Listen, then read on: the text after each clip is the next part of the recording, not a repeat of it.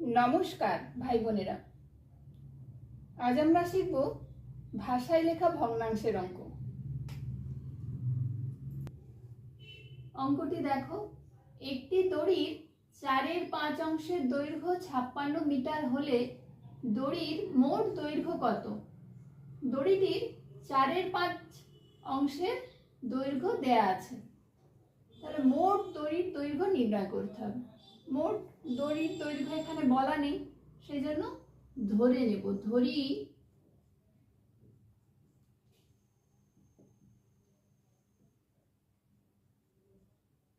মোট দড়ি 1 অংশ। এবার দেখো 4/5 দৈর্ঘ্য দেওয়া আছে, তাহলে লিখব দড়ির 4/5 দৈর্ঘ্য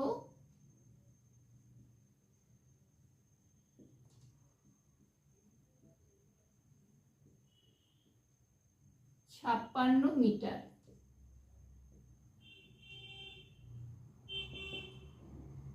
এক অংশের দৈর্ঘ্য 56 ভাজিত 4/5 মিটার সমান 56 ভাজিতটা গুণিত চিহ্ন দেব, 4/5 অনন্য 5/4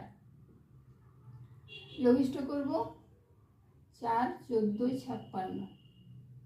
এবার দেখো 14 আর 5 গুণ করলে হবে 70, 14 5 70 মিটার। তাহলে সম্পূর্ণ যে দড়ি বা মোট দড়ির দৈর্ঘ্য 70 মিটার। এবার উত্তর লিখব, অতএব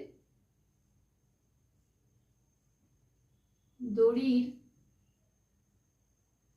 মোট দৈর্ঘ্য 70 মিটার। আরেকটি অঙ্ক দেখো, তোমার কাছে 42 টাকা আছে, ওই টাকা দিয়ে 3/1/2 টাকা দামের কটি কলম কিনতে পারবে? প্রথমেই যে মিশ্র ভগ্নাংশটি আছে সেটিকে অপ্রকৃত করে নিতে পারো। 3 2 6 1 7 2। এবার কি বলেছে? 3/1/2 টাকা দামের কটি কলম কিনতে পারবে, তার মানে একটি কলমের দাম 3/1/2 টাকা।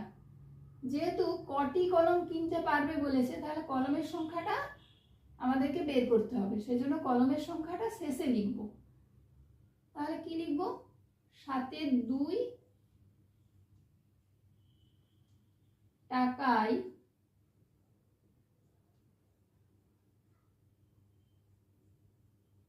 কলম কেনা যাবে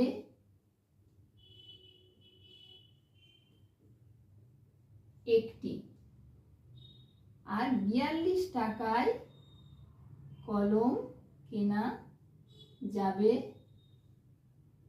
42 ভাজিত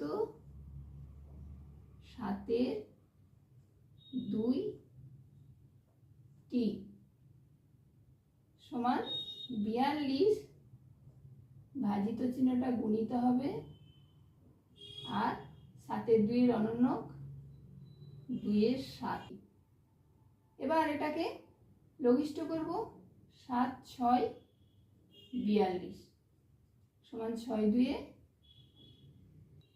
12টি। আরেকটি অঙ্ক দেখো, 12 মধ্যে 3/4 কতবার আছে? এরকম অঙ্ক আমরা পূর্ণ সংখ্যাতে করেছি। কোনো সংখ্যার মধ্যে কোনো সংখ্যা আছে বোঝালে ভাগ করতে হবে। যার মধ্যে আছে বলবে সেটা প্রথমে লিখব, লিখে ভাজিত চিহ্ন দেব, দিয়ে পরের সংখ্যাটি লিখব। তাহলে 12 মধ্যে বলেছে, লিখব 12 ভাজিত 3/4 সমান 12 ভাজিত চিহ্নটাকে গুণিত চিহ্ন দেব, 3/4 অনন্য 4/3 লঘিষ্ঠ করব, 3 4 12 সমান 4 4 গুণ করলে হবে 16। তাহলে কতবার হলো? 16 বার। 16 বার আছে।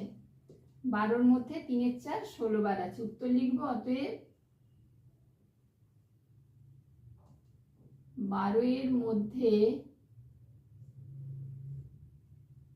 3 4, এখানে একটা কোমা দেব, 16 বার আছে।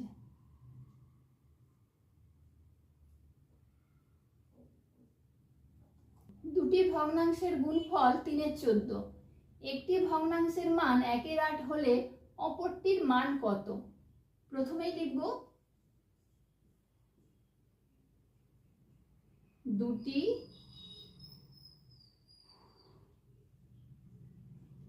ভগ্নাংশের গুণফল 3 14।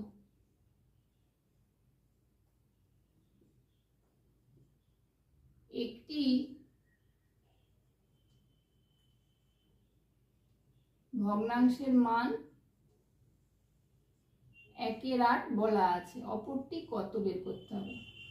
এবার লিখব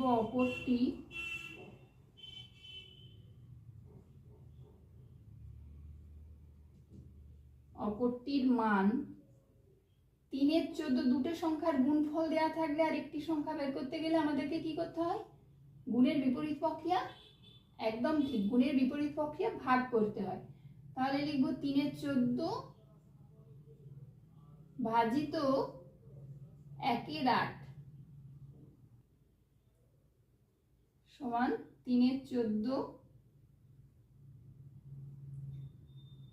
গুণিত, ভাজিত চিহ্নটা গুণিত হয়ে গেল, 1 8 অনন্য 8 1। এবার দেখো লঘিষ্ঠ করা যাবে, কোনাকুনি লঘিষ্ঠ করব।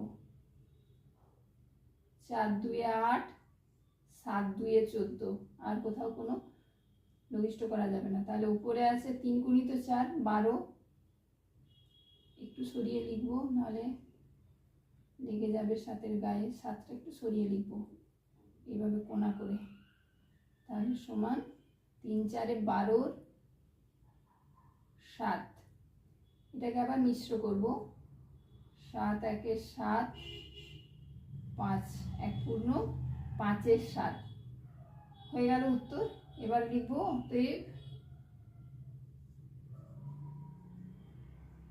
অপরটির মান 1 পূর্ণ 5 7।